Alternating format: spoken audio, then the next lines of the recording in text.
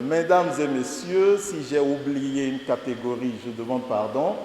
Mais merci à tous, merci à chacun, merci d'être venus. Ces paroles de gratitude et de remerciement se tiennent ce samedi 27 mars dans l'enceinte de l'église catholique Saint-Pierre-Claver de Lokossa. Dénudé de toute connotation politique, le but derrière cette messe d'invocation à la paix, entrant dans le cadre de la présidentielle d'avril 2021 et organisée par les cadres du Grand Mono, vise la préservation de la paix en ces périodes de campagne électorale.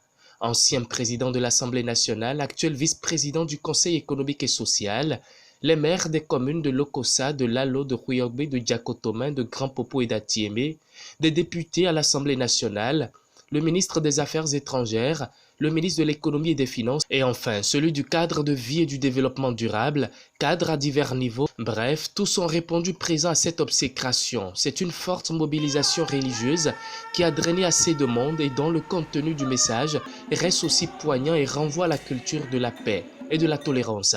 L'une des écritures de Saint Jean sera ainsi donc passée au peigne fin. Acclamons la parole de Dieu.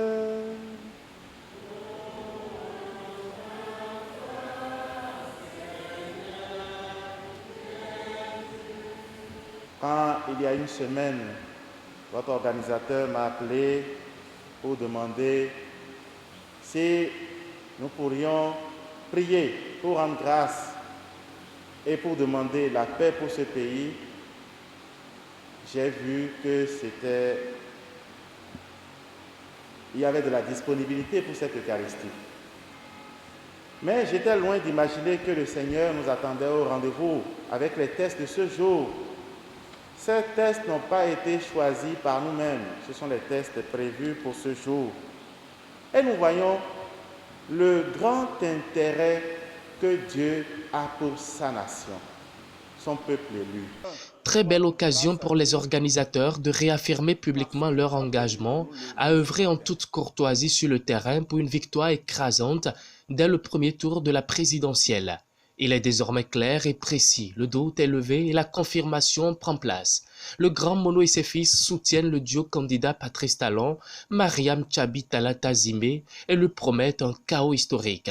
Et les raisons sont bien claires et émanent d'ailleurs du bilan élogieux et formidable du président Talon dans tous les secteurs vitaux du pays en 5 ans d'exercice du pouvoir d'État. Il faut travailler et relancer cette machine de développement.